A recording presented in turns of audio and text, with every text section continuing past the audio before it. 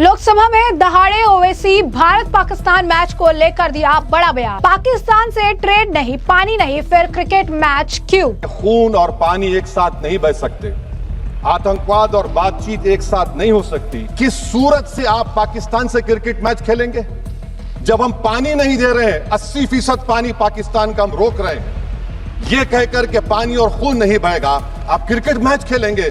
Madam, मेरा जमीर तो गवारा नहीं करता कि मैं उस मैच को देखूंगा। ओवैसी बोले, गोरा व्हाइट हाउस में बैठकर सीजफायर का ऐलान करेगा, ये आपका नेशनलिज्म है। हम अपने मुल्क के मुकद्दर का फैसला करेंगे, एक गोरा व्हाइट हाउस में बैठकर भारत की सीजफायर का ऐलान करेगा। पहलगाम हमले की पीड़िता ऐशनाया द्विवेदी ने भी पाकिस्तान से मैच बॉयकॉट करने की अपील की। संसद के मानसून सत्र के दौरान पहलगाम हमले और ऑपरेशन सिंदूर पर तीखी बहस हुई। पक्ष और विपक्ष के नेताओं ने 16 घंटों तक इस विषय पर चर्चा की। पहले सप्ताह के व्यवधान के बाद सत्तारूढ़ गठबंधन और विपक्षी अब आमने सामने हैं। भारत की सैन्य कार्रवाई ऑपरेशन सिंदूर 22 अप्रैल को पहलगाम आतंकी हमले के जवाब में शुरू की गई थी, जिसमें 26 निर्दोष लोगों की जान चली गई थी। ऐसे में बहस के दौरान असदुद्दीन ओवैसी को बोलने का मौका मिला और असदुद्दीन ओवैसी ने कहा कि जब भारत ने पाकिस्तान को जाने वाला 80% पानी रोक दिया है, दोनों देशों के बीच कोई ट्रेड नहीं हो रहा है, पाकिस्तान का विमान भारतीय एयर स्पेस में नहीं उड़ सकता है, फिर दोनों देशों के बीच क्रिकेट मैच क्यों खेला जा रहा है? उन्होंने कहा कि मेरा जमीर जवाब नहीं देगा उस मैच को देखने के लिए। क्या सरकार के नेता लोगों से बोलेंगे कि हमने पहलगाम हमले का बदला ले लिया और अब जाकर पाकिस्तान के साथ मैच देखो? क्या कुछ कहा ओवैसी ने, सुनिए। खून और पानी एक साथ नहीं बह सकते, आतंकवाद और बातचीत एक साथ नहीं हो सकती। तो मेरा सवाल आपके जरिए से वजीर आजम और हुकूमत से यह है, फिर जिन इंसानों को बैसारा की वादी में मारा गया था, क्या आपका जमीर इस बात की इजाजत देता है कि आप ट्रेड बंद कर दिए? पाकिस्तान का एयरक्राफ्ट हमारे एयर स्पेस में नहीं आ सकता, उनकी कश्ती हमारे पानी में नहीं आ सकती, ट्रेड खत्म हो चुका है, डायरेक्ट इनडायरेक्टेड। आपका जमीर जिंदा क्यों नहीं है? किस सूरत से आप पाकिस्तान से क्रिकेट मैच खेलेंगे जब हम पानी नहीं दे रहे हैं? 80% पानी पाकिस्तान का हम रोक रहे हैं। ये कहकर के पानी और खून नहीं बहेगा, आप क्रिकेट मैच खेलेंगे? मैडम, मेरा जमीर तो गवारा नहीं करता कि मैं उस मैच को देखूंगा। क्या इस हुकूमत में इतनी हिम्मत है कि उन 25 मरने वालों को फोन करके कहे कि देखो हमने ऑपरेशन सिंदूर में बदला ले लिया, अब तुम पाकिस्तान का मैच देखो? तो जैसे कि आपने असदुद्दीन ओवैसी का बयान सुना, इसी के साथ साथ आपको बता दें कि ओवैसी ने यह भी कहा कि पाकिस्तान हमेशा से आतंकवाद फैलाता रहा है और आगे भी फैलाता रहेगा, हमें इसके लिए तैयार रहना होगा। उन्होंने कहा कि चीन के साथ भारत को बातचीत खत्म करनी चाहिए और सख्ती के साथ अपना स्टैंड रखना चाहिए। इस बीच विपक्ष के अन्य नेताओं ने भी अपनी बात रखी और ऐसे में आपको बता दें कि इस मुद्दे पर ओवैसी काफी कुछ कहते नजर आए। उन्होंने ये भी कहा कि जम्मू कश्मीर के 7.5 लाख सुरक्षाकर्मी जो है तैनात थे, ऐसे में 4 चूहे कैसे आ गए और हमारे लोगों की जान ले ली? ओवैसी ने कहा कि अगर उपराज्यपाल की जवाबदेही बनती है तो उन्हें हटाया जाना चाहिए, अगर खुफिया ब्यूरो या पुलिस की जवाबदेही बनती है तो कार्रवाई की जानी चाहिए। क्या कुछ और कह रहे हैं वो सुनिए। मैडम, अकाउंटेबिलिटी किस पर है? पहलगाम किसने किया? 7.5 लाख हमारी फौज और सेंट्रल पैरामिलिट्री फोर्स है, ये कहां से 4 चूहे घुसकर हमारे भारत के नागरिक को मारे? अकाउंटेबिलिटी किस पर फिक्स होगी? एलजी पर फिक्स होगी तो एलजी को बरतरफ करिए, आईबी पर आती है तो एक्शन लीजिए, पुलिस पर आती है तो एक्शन लीजिए। मगर आप ये समझ रहे हैं कि ऑपरेशन कर दिया और हम खामोश लोग भूल जाएंगे, अकाउंटेबिलिटी फिक्स करना पड़ेगा। मैडम, डिटरेंस आपकी क्या है? आपने सर्जिकल स्ट्राइक किया, आपने बालाकोट किया, फिर ये पहलगाम हुआ, तो आपकी डिटरेंस की पॉलिसी नाकाम साबित हुई, कश्मीर की पॉलिसी नाकाम साबित हुई।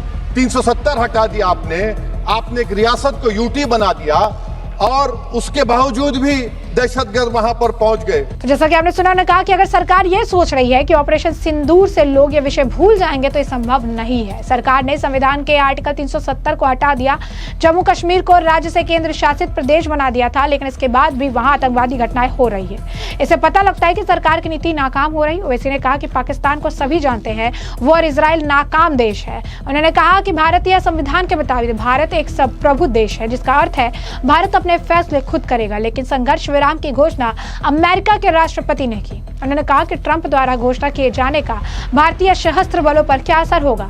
भारत को, सरकार को सोचना चाहिए कि भारत अमेरिकी राष्ट्रपति के बयान का खंडन भी नहीं कर रहा है। क्या कुछ कह रहे हैं वो सुनिए। पर पहुंच गए तो और अफसोस मुझे इस बात का होता है मैडम कि पाकिस्तान को हम जानते हैं, पाकिस्तान और इजराइल इस पूरी दुनिया में एक फेल्ड स्टेट है और पाकिस्तान के आर्मी चीफ को, जिससे हमारे स्ट्रेटेजिक रिलेशनशिप, इसको अपना दोस्त कहते हैं, उस देश का प्रेसिडेंट उस शख्स को बुलाकर खाना खिलाता है अपने साथ जिसके भाषण से हमारे लोग मारे गए थे। तो क्या आपकी खर्जा पॉलिसी कामयाब हुई? आप देख लीजिए।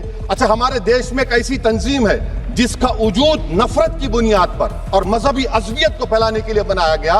उनको तकलीफ है सेकुलरिज्म से, सोशलिज्म से, मगर हमारे संविधान के प्रियम्बल में लफ्ज सॉवरेन है। सॉवरेन का मतलब यह है कि हम खुद मुख्तार हैं, हम हाकिम आला हैं, हम अपने मुल्क के मुकद्दर का फैसला करेंगे। एक गोरा व्हाइट हाउस में बैठकर भारत की सीज फायर का ऐलान करेगा? यह आपका नेशनलिज्म है। अफसोस होता है मुझे सर। मैडम मैं आपसे पूछना चाह रहा हूं कि अगर एक चचा सैम ऐलान कर रहे हैं तो हमारी फौज पर क्या असर पड़ा होगा, हमारे उन पायलटों पर क्या असर पड़ेगा जो नहीं मालूम कितनी ऊपर आसमानों पर भारत की हिफाजत कर रहे हैं। वो नेवी का सिपाही जो समंदर में खड़ा हुआ है, उसको यह नहीं मालूम हो रहा है कि मेरा प्रधानमंत्री ऐलान नहीं किया, एक गोरे ने ऐलान किया। बड़ा ये आपके कैसा होगा ये? मैडम, मेरा सवाल हुकूमत से यह भी है कि हम कोई एडवर्सेरियल कंट्री नहीं है अमेरिका के लिए, हम दोस्त हैं, स्ट्रेटेजिक रिलेशनशिप है। क्या क्या एग्रीमेंट हमने साइन नहीं किया, तो क्या ये दोस्ती निभा रहे हैं? जैसे कि आपने साफ तौर पर सुना कि ओवैसी यहाँ पर हर मामले को उठा रही हैं और इस बात पर बहुत स्ट्रेस दे रही हैं कि प्रधानमंत्री नरेंद्र मोदी ने कहा था कि खून और पानी एक साथ नहीं बह सकते, आतंकवाद और बातचीत भी साथ साथ संभव नहीं है, दोनों देशों के बीच व्यापार भी पूरी तरह से बंद है और ऐसी स्थिति में दोनों देशों के बीच क्रिकेट मैच के लिए कैसी अनुमति दी जा सकती है। ओवैसी ने कहा कि उनका ज़मीर नहीं गवारा करता है कि वह इस क्रिकेट मैच को देखे। तो ऐसे में आपको बता दें कि इस पूरे मामले को लेकर पहलगाम हमले की पीड़िता ऐश्वर्या द्विवेदी ने भी पाकिस्तान से मैच बॉयकॉट की अपील की है। उन्होंने साफ तौर पर कहा है कि ये मैच जो है नहीं होना चाहिए। उन्होंने कहा कि पाकिस्तान के मैच को हमें बॉयकॉट करना चाहिए। मैं आम जनता से भी यही जो है अपील करूंगी। शुभम द्विवेदी की पत्नी है ऐश्वर्या द्विवेदी और उन्होंने भी कहा है कि इस तरीके के मैच जो है हमें नहीं देखने हैं। वहीं आपको बता दें कि ये जो भारत और पाकिस्तान के बीच ये मैच होने वाला है, इसे लेकर विपक्ष के अन्य नेताओं के भी बयान सामने आए। क्या कुछ इनका भी बयान है इस मामले को लेकर, सुनिए। Actually, in the Belgaum terrorist attack, even now we are not identified the killers, and we are not arrested or we are not taking care of it. The people affected is not satisfied because the main issue is those who are killed their own kids.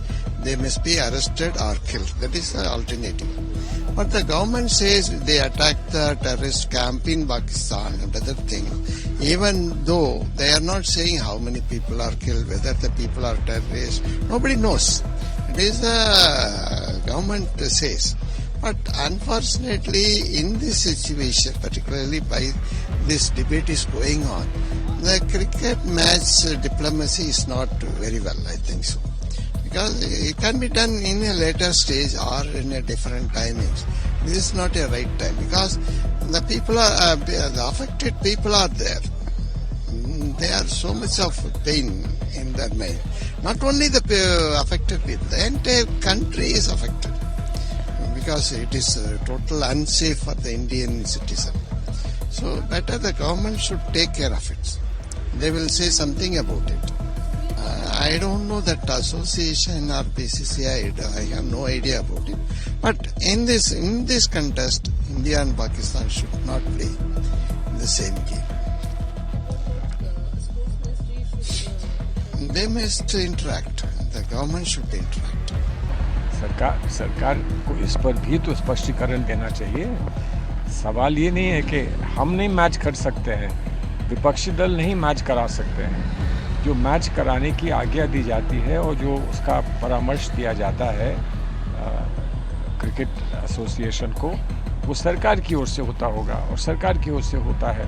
तो सरकार अगर एक विशेष position लेती है पाकिस्तान के संबंध में और उनके मामले में, तो उस पर कुछ बात बढ़ती है तो उस पर स्पष्टीकरण सरकार की तरफ से ही आना चाहिए।